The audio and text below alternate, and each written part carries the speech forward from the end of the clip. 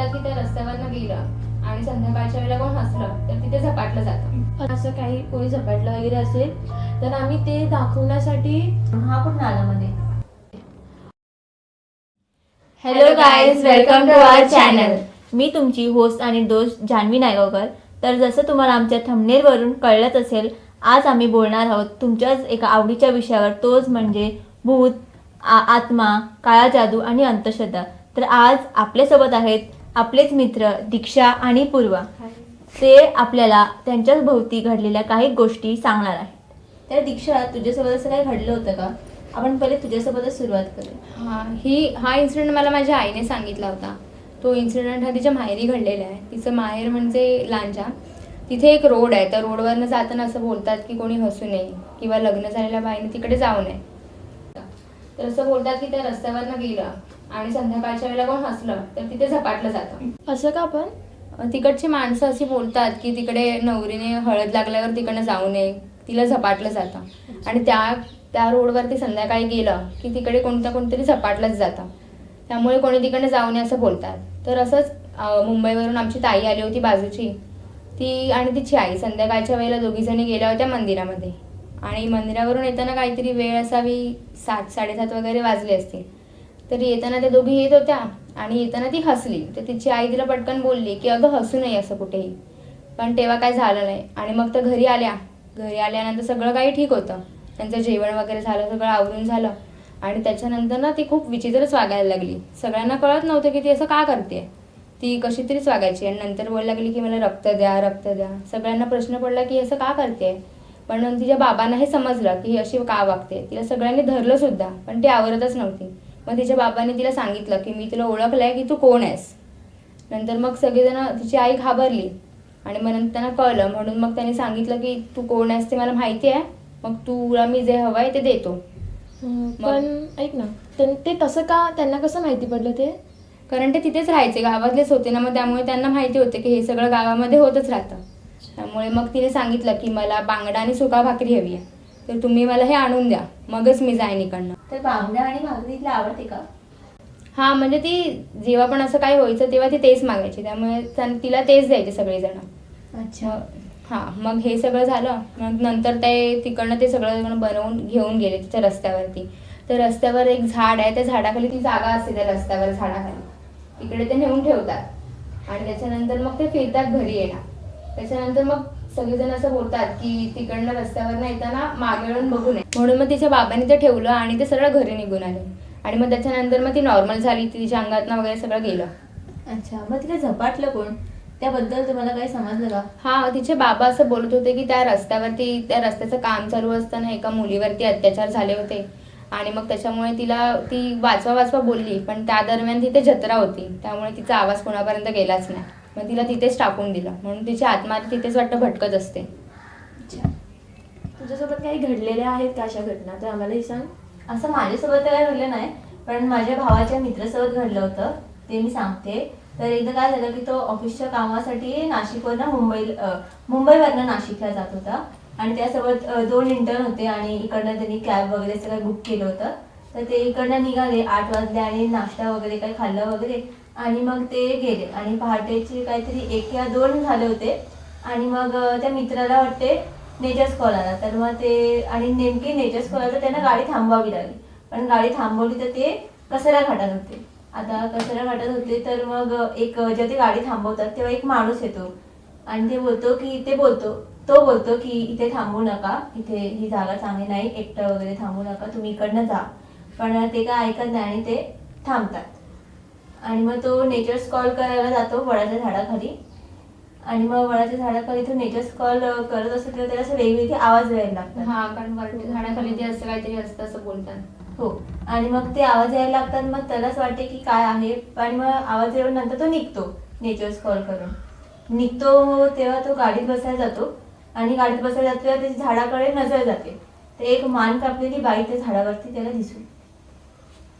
आणि मग नंतर जी 2 इंटर्न असतात त्यासोबत मुलं, त्यांना पण ती गाडी मध्ये बसायला जातात तेव्हा ती झाडावरती दिसून येते.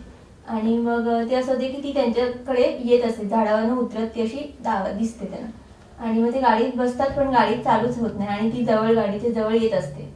तर नंतर ते रामाचा जप करतात, हनुमान चालिसा वाचतात वगैरे आणि गाडी काही चालू होत नाही. पण नंतर शेवटी ती गाडी चालू होते आणि तो नाशिकला जायचं काहीतरी 1-1.5 तासाचा रस्ता असतो. पण ड्रायव्हर त्यांना पाऊण तासात घरी म्हणजे त्या ऑफिसचा जो हे असतो तिथे पोहोचवतात.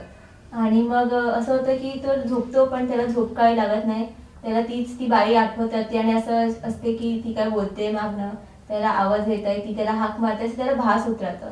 ते होतं. मग सकाळ होते आणि मग तो त्याच्या आईला फोनवर वगैरे हे सगळं सांगतो की माझ्यासोबत हे सगळं झालं, मला काही झोप वगैरे लागली नाही असं सगळं.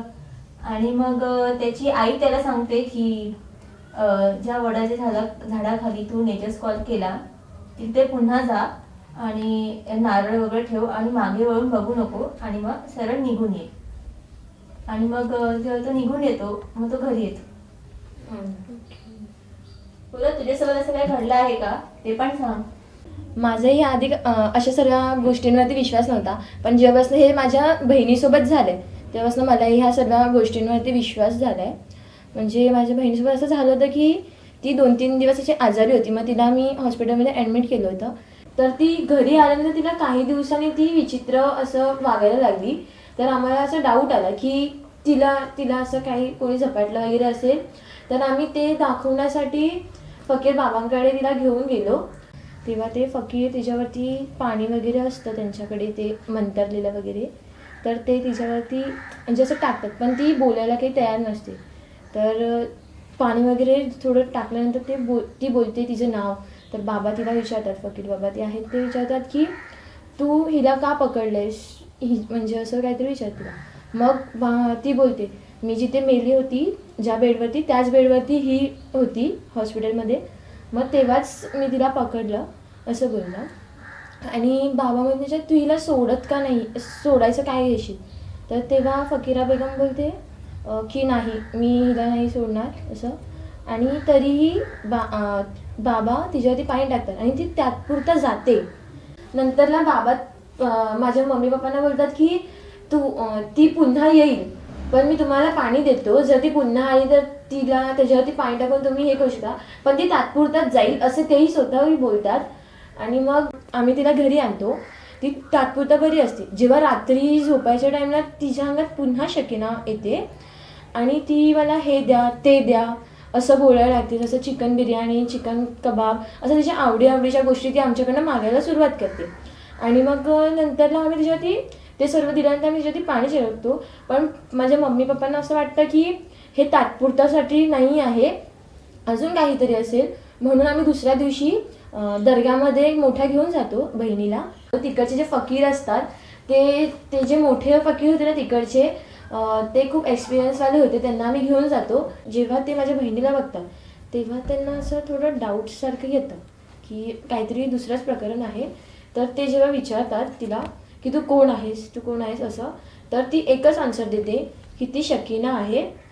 पण बाबा बोलतात की मला माहिती आहे की तू कोण आहेस. पण बाबा तिला पुन्हा विचारतात की तू कोण आहेस, तू खरं सांग मला. पण ती सांगत नाही.